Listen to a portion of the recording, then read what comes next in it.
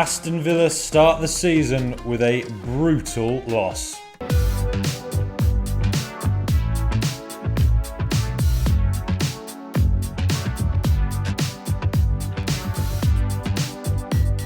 Hello everybody, I'll be surprised if anybody actually wants to watch this or listen to it or anything like that, but if you are here, hello, please like and subscribe. I was out all day on Saturday, so I wasn't able to do any kind of quick review to the Newcastle Aston Villa game. I'm kind of glad I didn't, look, it's about 24 hours since the game happened. 5-1 was the result. Where do you begin with that? First, really the main talking point is what happened to Tyrone Mings. I think it's absolutely devastating, and to be honest, it completely took the wind out of my sails watching it as a fan. I think looking around on Twitter, I can see that other fans had a very similar experience to me, where I think seeing him reacting in such a sad way, covering his face with his shirt, and just knowing that he knew it was a really bad injury it was very difficult to watch, and it's just absolutely devastating knowing that, Mings has come alive under Unai Emery. He's been an absolutely brilliant player under Emery, and he's been a fantastic servant to Aston Villa ever since he joined the club. I don't think we'd have got promoted without him. And I also don't think that we'd have stayed in the Premier League without him. He's been through tough times and some really good times with Villa, and I think he deserved really good things this season. And I think he deserved European football and to experience that with Villa because he played such a big role in getting us there. So to see him get such a terrible injury is absolutely just devastating. And my thoughts really, and I'm sure all Villa fans really, are just thinking about Tyrone Mings. So ultimately, it was 2-1 when he came off the pitch. And I think that Villa initially actually were all right. Competed well with Newcastle up until the moment in the second half when Ezri Konsa gave the ball away and Alexander Isak was able to finish. Great finish from a great striker. It's a bit of a shame then that what happened was Villa essentially collapsed after that, really, and the High Line just got horribly exposed at a very, very difficult stadium to go to. Probably one of the toughest away games you're going to get. First day of the season, a very difficult time to go there. And what you don't need are two catastrophic injuries to two quite key players in Buendia and Tyrone Mings in quick succession. And then on top of that, to have Alex Moreno and Jacob Ramsey not available, it really has hit the squad. And, you can't, considering how the Mings injury affected me just watching it, you can't help but think that it must have affected the players on some level as well. And, playing the High Line, it's worked well for Villa. I know a lot of pundits have been saying that Villa are going to get caught out with it at some point. And that it is going to happen at some point, and it did at St James's Park. But, ultimately it worked very, very well, particularly at a stadium like Anfield last season. But you do wonder, how will the loss of Mings affect how Villa can play that High Line? Will Pau Torres, Diego Carlos, Konsa, can they adapt quickly to it?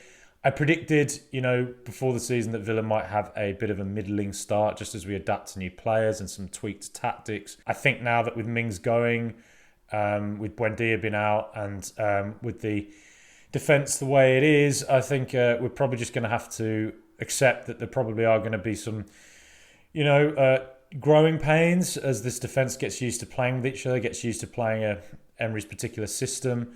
But I'm confident, that they will do that. We have a great manager. We have some super players. I'm confident they can adapt to it, in relatively quick time. But I do think it may take until about September for Villa to fully settle, and that could be, that could partly be with Ramsey Moreno coming back from injury. With Newcastle itself, I think first half we started it wasn't a great start with Sandro Tonali scoring so quickly, Boubacar Kamara falling asleep, Leon Bailey not really tracking his man, and then Villa followed up with a really good goal, lovely finish from Diaby, who was the one bright spot really at St James's Park. A great ball from Douglas Luiz out to Luca Dean. And yeah, super finish from DRB, and it looked like we were in for a really great contest. The second goal that Villa conceded, I think it was Tonali sent the ball into the air, over the high line, and you do wonder what Matty Cash was doing really, why he was sort of standing where he was standing, not really in line with everybody else, which sort of left one Newcastle player onside, and then Isak, who was standing in an offside position, but held his run and then was able to score a goal. That's a strange rule that he was able to stand offside, I think, from the moment Tonali played the ball. And I wouldn't be surprised if that's something that maybe gets looked at in future with regards to rules. But, ultimately, I sort of wonder a little bit about Cash for that goal. And then, as I say, I think actually Villa competed quite well and were creating chances. And it wasn't really until it went to 3-1 with Conce's mistake that was just sort of, it's going to be tough to come back from that then, don't you? Although Villa did have a massive chance after it. Ollie Watkins did really well to get a shot in. Matty Cash, again, coming in, taking a shot and just hitting it over the bar. He really should have scored it, to be honest. I think it was a good chance, though it did come at him quite quickly. And then from there, Harvey Barnes, I think it's his perfect role, really, running in from deep and to get chances. And he just timed his runs really, really well. Callum Wilson as well coming on. They're two good substitutes to bring on for Newcastle. And, they caught Villa out. And I think to be honest, it just was a bit of a, it's tough for Pau Torres to come in on his debut like that, particularly coming in that kind of a scenario with Mings being injured. It's tough. But ultimately, I'm still, feeling good about this season, though the injuries are, they're really, really tough to take, and you'd think Villa are probably going to have to be active in the transfer market again, which is just so frustrating. And looking at the team, I think with Villa last season, the left-hand side, I described it as like a plant that was being watered and it just bloomed and came alive. And Villa down the left-hand side looked so good last year, heavily disrupted, earlier this season with the injuries.